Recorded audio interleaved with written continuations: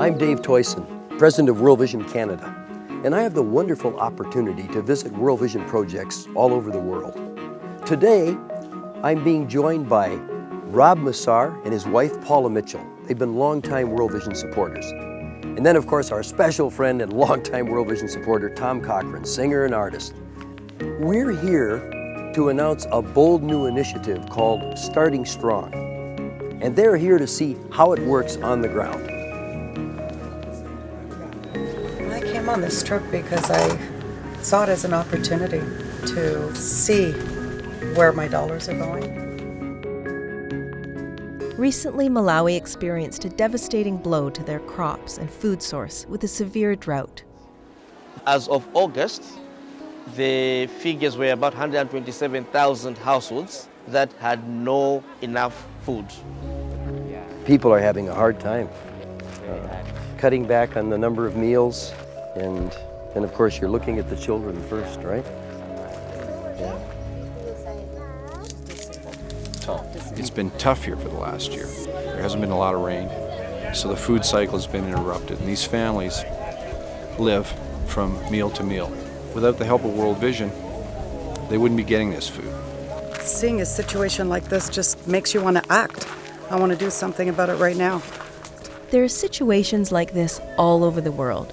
One of the results is malnourishment and what is called stunting, which impedes the physical and mental development of a child in their first 1,000 days.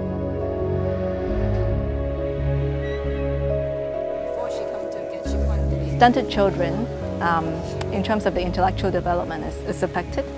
Their achievement in school will be limited, and so their ability to work themselves and their future families out of the poverty trap, it will be affected as well.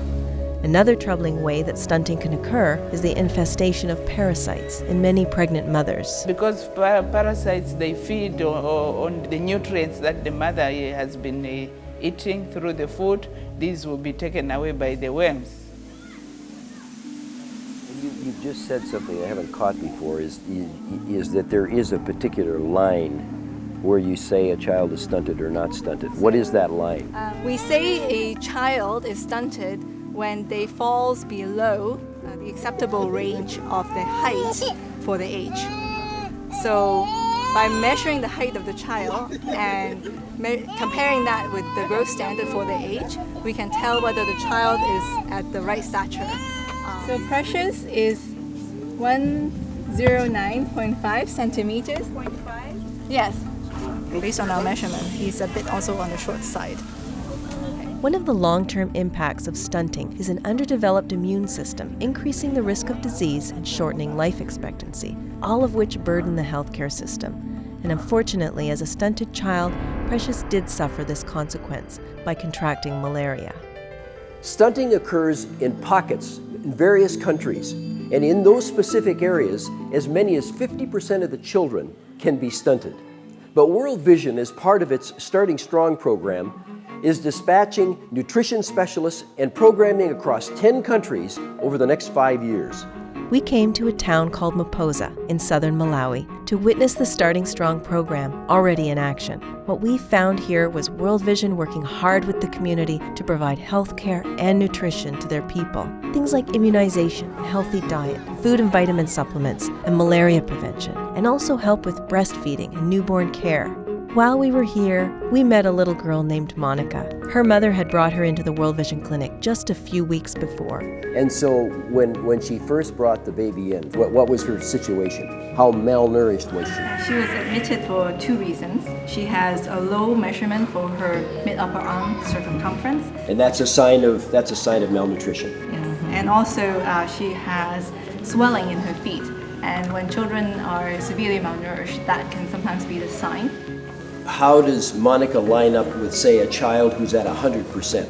She has been steadily improving in her weight, and also her mid-upper arm circumference measurement is also improving. So she is on the positive track now. When children are not treated for severe acute malnutrition, they're actually 10 times more likely to die.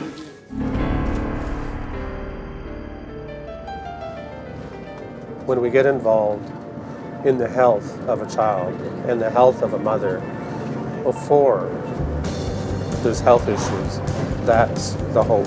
That's where it can work. I've just been reflecting over the families that we've visited. And they're already challenged because of the living conditions here. Many of them are facing food shortage. And then just realizing how close these families are. Some of their children are, they're borderline, where if they don't get a little bit more help, the right kind of things, the right kind of interventions, their children will be stunted. There's great work happening in Malawi. What we saw in Maposa was very encouraging, with Starting Strong having such a positive impact on that community. It gives us great hope for the success of the program. It's so important that first 2 years to give the child a leg up. It's not just stunting in stature, it's stunting in terms of intellect and intellectual capacity. But it's a wonderful initiative, and it's a very important initiative. Because if we work together, we can accomplish great things. Every second we wait means a child moves from a life of promise to a life of struggle and deprivation.